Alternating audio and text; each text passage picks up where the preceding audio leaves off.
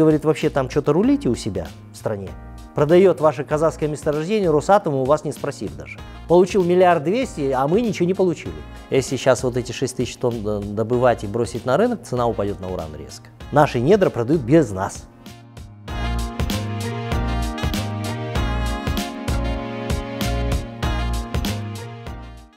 Всем привет! В эфире очередной выпуск программы Байтасов Лайф, можно сказать, экстренный.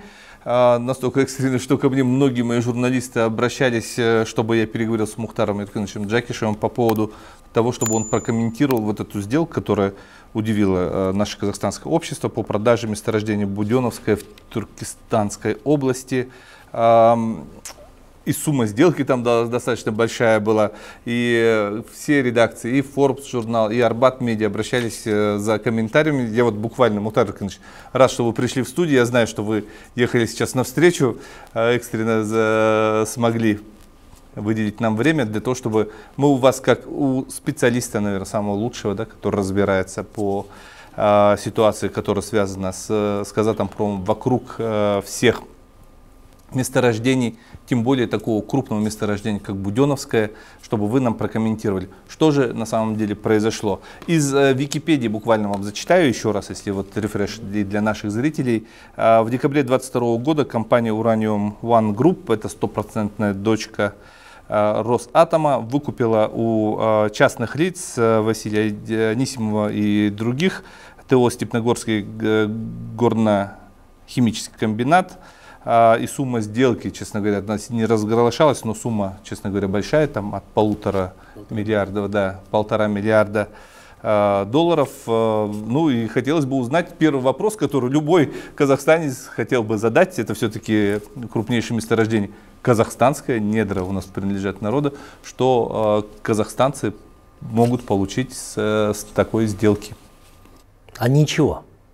Потому что Казахстан не продавал это месторождение.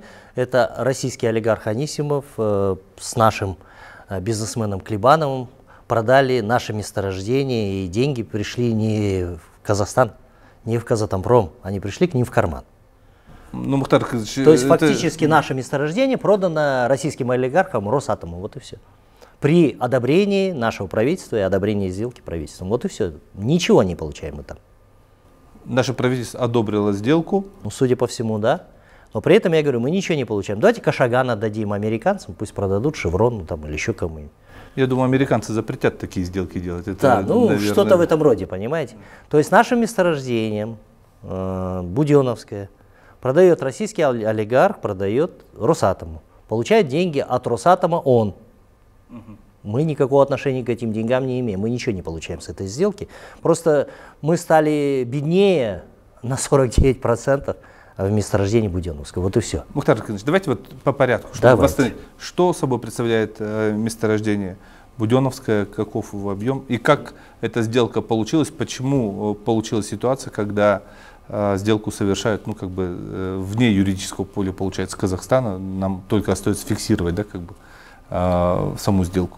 Ну, первое, вот смотрите, вы задали мне вопрос, что получает Казахстан, я ответил, ничего не получает. Потому что тот, кто платит, это Росатом, тот, кто получает деньги, Анисимов и Клебанов. Я Казахстана здесь не вижу, его нету просто. Вот. Возникает другой вопрос, кто вообще создал это совместное предприятие. То есть, кто вообще передал бесплатно 49% Анисимову и Клебанову. Вот. И откуда возникло вообще вот это месторождение, которое в дальнейшем они продали за 1 200 000 000. Понимаете, да? То есть арифметика очень простая. Им дают бесплатно, они продают за 1 200 000 000. Мы еще это все одобряем. Вот. И возникает вопрос, зачем вообще это СП нужно было, да? Оно же было создано непонятно когда еще, ну я еще сидел, я так понимаю, да? То есть понятно, что там кто-то крышевал его, и так просто смысла не было там. Понятно, тоже не альтруисты же дать возможность зарабатывать им, да, скорее всего, кто-то еще сидел там. Вот. Потом эта сделка слегка тормознулась, поскольку там контар произошел, да, старая, значит, крыша ушла, появилась новая крыша в ЖАНА Казахстане. Вот. И вот теперь при новой крыше они дальше эту сделку продвинули. Вот. На самом деле это же не первая, скажем так, сделка того же Анисимова.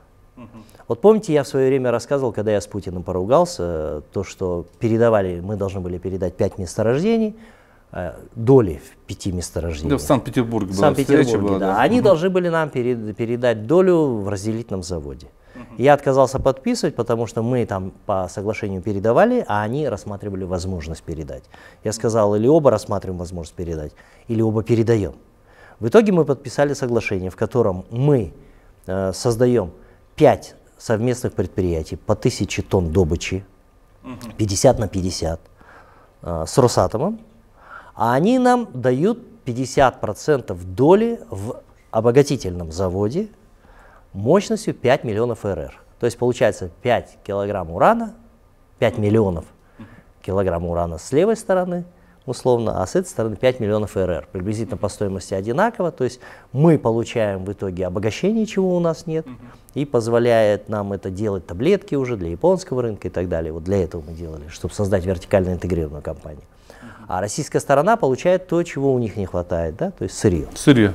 Вот, то есть вполне понятная сделка и так далее. Ну, во-первых, скажем так и, к сожалению, получилось, мы передали, а нам в ответ ничего не передали, потому что меня посадили, а, допустим, тот же Владимир Сергеевич Школьник, который потом вместо меня пришел, он вообще не удосужился тем, чтобы проследить, дали ли нам россияне 5 миллионов в заводе разделительном. Они нам ничего не дали. Его это удовлетворило. То есть он даже вопросов не задал. Мы отдали бесплатно, получается так? Да, мы отдали те 5 месторождений бесплатно россиянам. В ответ ничего не получили. Это первое. Это все в те же месторождения в Туркестанской области? Да, это все тоже на Буденновском. Вот когда мы начинали это делать на Буденновском, вот, я специально тогда разговаривал с Ушкеновым, это комитет геологии, и мы договорились, что берем месторождение Буденновское и нарезаем его на участки. Потому что там, понятно, когда я разговаривал с российской стороной, они говорят, дайте нам Буденновское. Я говорю, да вы что, Буденновское 800 тысяч почти. Вот, с учетом прогнозных и так далее. Тонн. Я вам не отдам, это самое большое месторождение у нас и фактически последнее разведанное. Поэтому оно еще в советское время разведано. Да, еще в советское время и названо было Буденновское, потому что в честь Славского, который был буденовцем раньше, да, и они назвали Буденновское. Я сказал так, что я вам нарежу по 30 тысяч тонн участки. Вот, у нас 30 лет контракт, 1000 тонн вы добываете в год, вот вам 30 тысяч. Контракт на участок, где лежит 30 тысяч тонн урана. Вот я нарезаю 5 таких участков, и на них вы за 30 лет добудете не больше 30 тысяч с каждого. Того 150 тысяч вы добываете. 150 тысяч, вот это о чем мы договорились. Но когда эту сделку мы сделали, меня тогда уже, конечно, удивило, мы передаем российской стороне 5 месторождений. И говорим, нате, это ваши 5 месторождений, вы нам там должны, мы создаем как бы с ними 5 месторождений, и вы нам должны как бы дать сейчас 50% или в Ангарском заводе, или мы там должны достроить. То есть мы там должны были проектом заниматься, почему задержалось это все. И российская сторона мне говорит, а ничего, если мы 4 месторождения возьмем, а одно отдадим частному лицу. Я говорю, это ваша доля, что хотите с ней делайте. Пожалуйста, хотите частному отдайте. Мне главное, чтобы вы мне отдали 50% в обогатительном заводе. Да, выполнили свою часть. Да, они поэтому берут 4 себе, а одно отдают Анисимову. Вот как раз тогда появился Анисимов Василий Васильевич. А потом у него же покупают. Ну, с другой стороны, нас это тогда, сказал, в общем-то, не касается. Меня это не интересует. Понятно, там сделка смешная, конечно, да, я тебе бесплатно передаю, ты отдаешь кому-то, а потом у него уже покупаешь, да. Понятно, что там никакой необходимости нет, ни финансовой, ни технической нет. Но это российские кухня, да, если им нравится там вот такими вещами заниматься. Я сказал, мне все равно, главное, чтобы моя доля была, понимаете. И вот тогда впервые появился Анисимов в этой, как бы, в урановой отрасли, понимаете, Казахстана. То есть им, видно, понравилось, да, ну, как бесплатно взял, перепродал, ну, я не знаю, куда там деньги они дели, это их проблемы. Вот. Здесь, к сожалению, происходит другая картина, да, они теперь уже делают месторождение, совместное предприятие на остатках Буденновского, то есть это крупнейшее месторождение, и почему-то вдруг Казатомпрому понадобился партнер в виде Анисимова, 49%, которому он передал безвозмездно эти 49%. А тот по старой методике быстро продал россиянам 1 200 000 000. Но если вы хотите, вот за месторождение я имею в виду, но если вы хотите как бы с россиянами сделать совместное предприятие, да, там есть какие-то производственные планы, ну продайте сами. Ну и эти деньги придут в бюджет, придут в Казатомпром. Да. При мне такие сделки невозможны были, понимаете? То есть здесь я когда читаю, ну, просто смех разбирает, да. Мы там о чем-то говорим, новый Казахстан и так далее. Да в старом Казахстане такие вещи не делали. Там, если доли вот так воровали, то хотя бы наши воровали. Все мы понимаем, что сделки, связанные с ураном, они и в спокойные-то времена регулировались и рассматривались под особым прицелом, да, всегда были. А сегодня, когда Россия в достаточно сложном отношении находится по отношению ко всему миру, под санкциями находится, как может это грозить Казахстану? Я понимаю, что сделка совершилась там, вроде бы нас это не должно не волновать, правительство просто одобрило, я так понимаю. А с санкциями что может быть? Чем может это грозить Казахстану? Знаете, очень сложно сказать, поскольку это очень чувствительный рынок. Да? Одно я могу сказать следующее. Да? Мне звонили уже с Америки. Я разговаривал с людьми с Америки, да, ну, с кем мы пересекались в свое время, и с которыми контактировали, когда Westinghouse покупали и так далее. Вот, они мне позвонили, попросили прокомментировать. Казатомпром – это отдельное казахстанское юридическое лицо или это филиал Росатома? Я говорю, почему? Вот я от них-то, в принципе, почему такой вопрос? Узнал, почему вопрос для такого? Они говорят, ну как, у вас, говорит, российский олигарх продает ваше казахское месторождение Росатому, у вас не спросив даже. То есть и деньги зарабатывают они на ваших недрах. Вы, говорит, вообще там что-то рулите у себя в стране. И еще при этом Самрук там и все вышестоящие одобряют эту сделку. Говорит. Если так, то, говорит, тогда сейчас же там идет на самом деле разговор, вполне возможно в ближайшее время появятся санкции на Росатом. Ну, по крайней мере, с их слов я это услышал. Вот, ничего я утверждать не могу, но они говорят, что в ближайшее время рассматривается вопрос наложение санкций на Росатом. Вот. И если как бы Росатом станет санкционной компанией, вот, то Казатомпром, как, скажем так, в их понимании, филиал Росатома, может тоже подпасть под санкции. Вот. Но вся проблема в том, что войти очень легко, выйти оттуда очень тяжело. Под санкции попасть легко, да, выйти потому под санкции. В свое время мы, вот, я помню, совершенно случайно вошли в группу так называемый кровавый тантал, да? То есть это тантал, который берется с Африки и так далее. Мы никогда не брали. Но просто так получилось, что то ли вовремя там нас не спросили отчет, то ли мы не знали об этом опросе. Я не помню сейчас, как это было, да? Но получилось таким образом, да, что мы себя обнаружили в этом списке. Обнаружили, что наш тантал вообще никому не нужен, никто его не берет. Значит, никто не берет. Да, мы начали выяснять, в чем дело. Нам сказали, вы в списке кровавый тантал. Мы вышли на организацию международную, начали показывать все документы, что мы вообще с Африки никогда не брали, никогда. И начали показывать все наши документы и так далее. И прошел где-то год-полтора перед тем, хотя все документы налицо были. Год-полтора прошел до тех пор, пока нас не вывели из этого списка. То есть мы очень долго выходили. То есть попасть очень легко, выйти очень сложно. Поэтому здесь, да, понятно, я, может, немножко утрирую, да, вот, но вот такое общее ощущение есть, да, если поймет, допустим, те, кто будет накладывать санкции, поймут, что на самом деле влияние России здесь очень сильное, вот именно касательно Казатомпрома, то вполне возможно вторичные санкции нас тоже коснутся. Потому что они не видят независимую организацию, они видят вот организацию, недра которой продают россияне сами, без нас. И мы это все одобряем. То есть это вот то, что они видят. Ну невозможно, чтобы в Америке ты приехал, да, и без американского народа, правительства, да, продал их недра. Понимаете? Это наше правительство все-таки там принимало участие в одобрении, это с их стороны. Вот том-то и дело, это же вот это их удивляет. Да. Они же не поднимали шум, когда вот начиналось это все, да, и не было одобрения правительства. Они же поднимают шум сейчас, когда одобрение прошло правительство. То есть получается, вы в курсе, и вы это допускаете. Понимаете? Вот как вопрос звучит. Казатомпром мировой лидер по добыче урана. А теперь, я так понимаю, что и Росатом будет претендовать на какие-то лидирующие позиции. Вообще это может повлиять на стоимость урана на мировых рынках?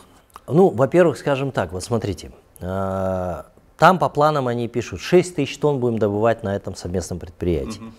Я вот слышал там от тех, кто работает, что достаточно долго Анисимов добивался разрешения на добычу 6 тысяч тонн. Казатомпром ему не давал, потому что 6 тысяч тонн – это излишек для рынка. Это слишком много. Если сейчас вот эти 6 тысяч тонн добывать и бросить на рынок, цена упадет на уран резко. Вот. Но ему же не для этого надо, ему же нужно повышение цены на объемы добычи для того, чтобы увеличить оценочную стоимость компании. Если вы говорите, что вы добываете на предприятии 1000 тонн, то условно ваше предприятие оценит там, в 150 миллионов. Если 2000, 300 миллионов, там, 3000, там еще больше. Поэтому ему надо было добиться максимальной оценки. Если бы ему поставили 10 тысяч, он бы продал не за 1 миллиард 200, а за 2 миллиарда продал бы условно. Да? Поэтому Казатомпром долго там не давал, потом все-таки дал разрешение на 6 тысяч тонн добычи, и после этого пошла сделка. Вот. До этого там, понятно, кто-то крышевал в старом Казахстане, непонятно кто. Вот. Вернее, как бы есть слухи, но я не хочу их передавать, потому что у меня нет достоверных результатов. Мне просто сказали, что там сидели члены семьи. Ну, потом контакт случился, с членами семьи возникла проблема, сделка тормознулась немножко, а потом вдруг опять резко хорошо пошла. Вот. Делайте сами выводы. Значит, кто-то начал дальше, обещал прокрашивать. И вот ее прокрашивали. То есть правительство согласилось, Самрук 2 руками поддержал, поэтому я говорю, Самрук распускать надо. Это организация, которая не нужна. Если бы здесь она бы заняла принципиальную позицию, сказала, нет, вы что, так делать нельзя, это же недра нашей страны. Почему мы ни копейки не получаем от продажи доли месторождений? Ну это же смешно. Наши недра продают без нас. Вот. Если бы они здесь, я бы сказал, да ради этого Самрук пусть работает. Но они же видите, как поступили? Они одобрили эту сделку, сказали, юридически все нормально, там подумаешь, они там свою долю продали, мы свою не продавали. А кто вообще им эту долю дал изначально? Ну, не надо за дураков же держать всех. Ну вы что, ребят, в оконцовке получилось что? Российский олигарх продал Росатому наше месторождение. Получил 1 200 000 000, а мы ничего не получили. Да, я думаю, что надо поднимать всех тех, кто занимался подготовкой этих документов, кто смотрел. Я думаю, за каждой подписью-то, в принципе, есть же фамилия, имя, должность. Так что, я думаю, наверное, будут разбираться так или иначе. Или надо поднимать, чтобы в принципе, общественность так или иначе уже подняла этот вопрос. Во всех соцсетях задаются вопросом, что действительно получил Казахстан от сделки этой. Но о другой теме немного хотел поговорить в заключение нашей программы. Вчера завершился вот этот ваш 14-летний срок. Теперь с 21 мая вы абсолютно свободны. Что это значит? Это вот юридически происходит? Какое-то есть решение суда, постановление, нет необходимости в таком? Ну, вообще мне вчера мой адвокат Бесикеев Нурлан позвонил, говорит, а ты получил там какие-то вот... Бумажки какие-то же должны же быть? Какие-то бумажки. Я говорю, я ничего пока не получал. Вообще надо как-то, наверное, или там пробацию заехать, спросить, или вышлют они как-то. Он говорит, ты обязательно получи там с печатью. Ну, я точно знаю, что у меня 21-го срок закончился, 14 лет, да? Поскольку никаких не было у меня нарушений, там, никто не скажет, что тебе еще там год добавили там, и так далее, а я не в курсе. Такого тоже нет. Вот, поэтому я считаю, что все-таки бумажка это, ну, наверное, пришлют по почте, там будет ясно, да. Ну, вот реально, календарно, я все. 14 лет прошло вчера, вот 14 лет прошло вчера, как меня пригласили на допрос, и потом я оказался в местах с этого решения. момента был отчет. И что вы теперь можете, теперь у вас в связи с этим, вы теперь можете передвигаться спокойно? Как? Ну, я могу теперь передвигаться по Казахстану. Пока по Казахстану, за пределы не могу. У меня же есть вот этот иск, который был в свое время нарисован, да, для того, чтобы я не вышел на УДО. Вот. Поэтому пока этот иск не убран, как у любого должника, у меня нет возможности выезда за границу, но по Казахстану я уже могу перемещаться. Вот. Могу уже пугать супругу, что я уже не в 10 приду домой, да, под утро. Да, я сказал, трепещи уже. Я говорю, смотри, сейчас как загуляю, утром буду приходить. Вот. Вот, в принципе, все. То есть не надо быть в 10, могу выезжать по стране. Вот, в принципе, все мои преимущества. Мухтар Аркадьевич, а вы не боитесь смело выступать или говорить, там, вдруг задним числом могут что-то отмотать, что-то сделать?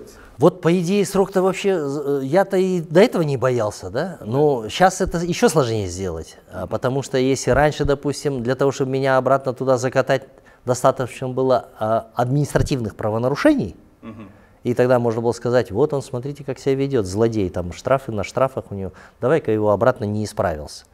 то сейчас для того, чтобы меня закатать, нужно новое уголовное дело. А это сложнее. Это там не условно окурок бросил, там улицу перешел, там выразился неприлично там в общественном месте. То есть там, понятно, можно там найти 10 свидетелей, которые скажут, мы видели, как он матерился, мы видели, как он улицу неправильно переходил, а там окурок он неправильно бросил, да, и все, и добро пожаловать. Еще 3,5 года отсиживай. Вот. Сейчас это уже невозможно. Сейчас, если меня обратно как бы отправить в места не столь отдаленные, нужно новое уголовное дело. Хотя, конечно, я там не удивляюсь первому, когда там меня арестовали за управление огнем. Система залпового управления огнем в вооруженных силах. Ну, я думаю, часто, наверное, у них как бы это самое немножко с головой получше стало, чем тогда. Тогда, конечно, полный беспредел. Ну что ж, Мухтар Аркынович, вместе со всеми я присоединяюсь, поздравляю вас, то, что Спасибо. Вот этот срок прошли, испытания, которые выпали на вашу судьбу, они тяжелые, вся страна их видела, и все сопереживают вам. Надеюсь, что больше такого в вашей судьбе не повторится. Так не должно быть. В справедливом Казахстане таких вещей, таких беспредельных вещей твориться не должно. В любой стране это не должно быть, да? Какую бы ты приставку ни ставил. Ясно. Большое спасибо. Мне остается только попрощаться с нашими зрителями. Надеюсь, вы получили исчерпывающую информацию о сделке по продаже крупнейшего уранового месторождения Буденновское в Туркестанской области. Вы смотрели программу Байтасов Лайв. До новых встреч. Всего хорошего.